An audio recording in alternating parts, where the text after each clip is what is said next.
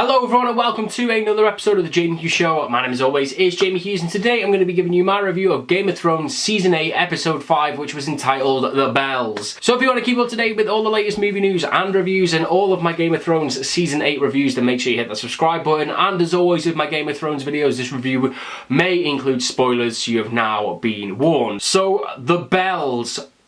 Wow, if nothing else, we lost a hell of a lot more main characters in this episode than we did in the much teased Battle of Winterfell. There is loads and loads to digest in this episode. Let's start right at the beginning, where it looks like Lord Varys' luck has finally run out. He is kind of... The walls are closing in on him because he's starting to write those letters and those notes. He's giving them to his little birds, outing Jon Snow as a Targaryen and possibly the true king of the Seven Kingdoms. He's then turned in to Daenerys by Tyrion, his old friend, who...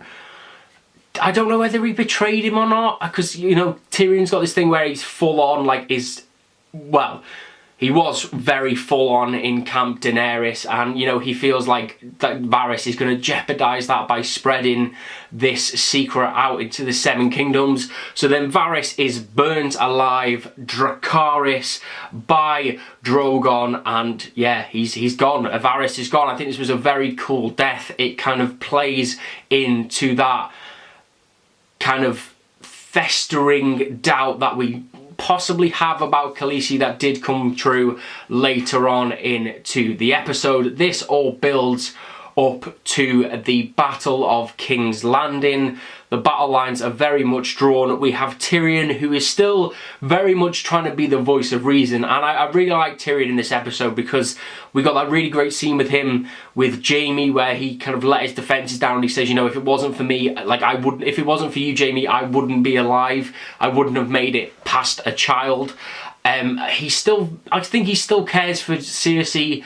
If not Cersei, definitely her unborn child. I think Tyrion mentions a lot in this episode that is Daenerys willing to kind of kill thousands, if not hundreds of thousands of innocent children for the greater good almost. So we get him kind of debating with, I'm pleading with Jon and Daenerys, saying, you know, if the bells ring, which was what this title, which was the title of this episode, you know, if the bells ring, then they've surrendered. Please don't kill anyone. Don't let there be more bloodshed than there has to be. So we got this great standoff between the Northerners, the Dothraki, and kind of everybody else, the Unsullied that's in that army, against the Golden Company. Next thing you know, boom, Daenerys is straight on in there with Drogon. She pretty much wipes out the Iron Fleet. She takes out the Scorpions that are on the sea. She then takes out the walls, the barriers of King's Landing as well. So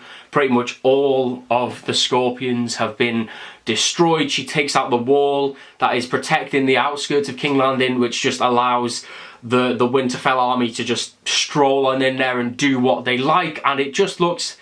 It looks nice because it looks like, although it's kind of going the way that we think it's going to go, it's like, yeah, they're finally going to do it. They're going to storm the castle. They're going to finally kill Cersei. And then you get this scene where Cersei's basically like, you know, the Red Keep is impenetrable and it's not going to happen today. What do we say to the God of Death? Not today, but maybe in a couple of hours or so. Hey, Cersei. What I really loved about this episode, and it was so really underplayed, is that when Cersei said that, it was the same music or very similar music that played when she blew up the kind of, I can't remember what it was, like the church, the crypt, and obviously she'd wiped out like loads of the Martells.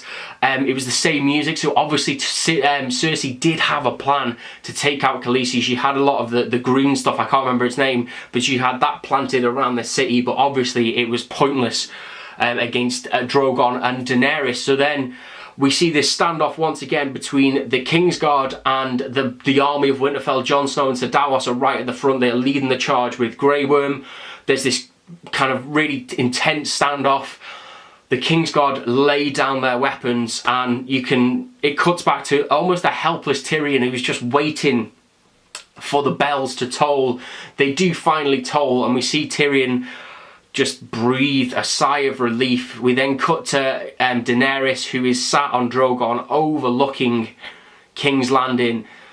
She then takes off with Drogon, and it looks like she's just heading towards the Red Keep, and she's going to destroy the Red Keep, and she's just going to kill Cersei. But then, in one of the most shocking heel turns in history, more shocking than when Stone Cold turned on The Rock and sided with Vince McMahon at WrestleMania 17, Daenerys Stormborn, breaker of change, burned that bitch to the ground. She has full on gone Mad Queen, and I liked it. I know this has got a lot of criticism online. A lot of people feel like it's a very rushed completion of Daenerys' arc, but I liked it because this has been brewing for a few seasons now, and it's definitely started to come to fruition in this season at least, because we've seen these bubblings of her being very kind of jealous of Jon.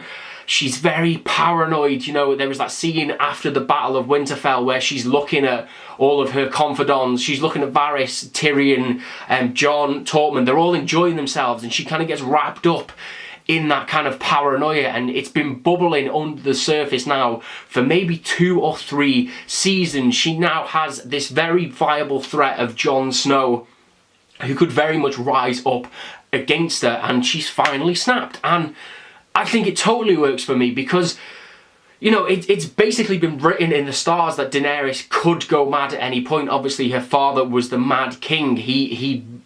She basically fulfilled her father's prophecy, which was burn them all. And, you know, Daenerys for 10 years, for 8 seasons, her whole purpose has been that she wants to sit on the Iron Throne, and she will do whatever it takes. And she just burns them all. Like, she takes what she wants, and just something inside her has snapped. But again, this has been building for so many seasons. I think if you look back upon Game of Thrones, she has burned somebody in every single season. It's just been from a different perspective, where we have been fed this story that Daenerys is actually the hero of the tale, and obviously now it's been very much twisted in that she is the big evil that they are gonna face in the final episode of the season and the final episode ever of Game of Thrones. As I say, I know this has got a lot of negativity online, but for me, I think it works because although it was predictable, it was still a very shocking moment, and I really, really enjoyed it. So Daenerys goes on this mad path of destruction. I think Tyrion, Jon, Arya, the Hound, they all start to realise what is going on and what their queen is truly doing, and I think that they're very much going to turn against her. Now, I mentioned Arya and the Hound there.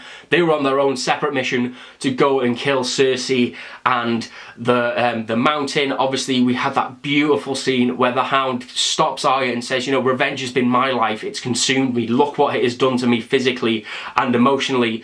I don't want that for you. Please, like, you will die here today. Please go and live your life. You can let this go. She's gonna die anyway.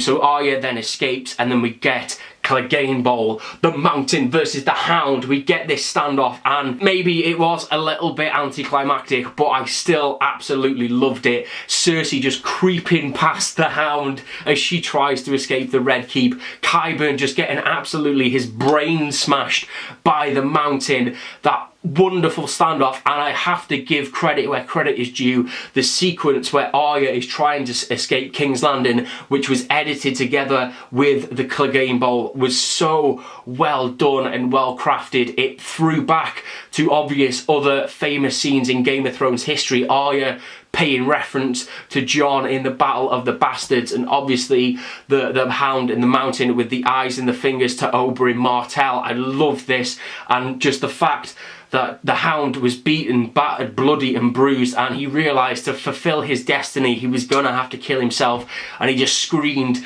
and slammed Gregor down from the Red Keep into the fiery pit below. Loved it, absolutely loved it. It was a great send-off for the Hound, a great little bit of kind of full circle for him and Arya especially. They had that really beautiful moment together, and I thought it was great. Now, obviously, along with Daenerys, we had Grey Worm, who also turned. I mentioned this in kind of my previous video, is that I thought this was going to happen with Grey Worm. He's lost the love of his life.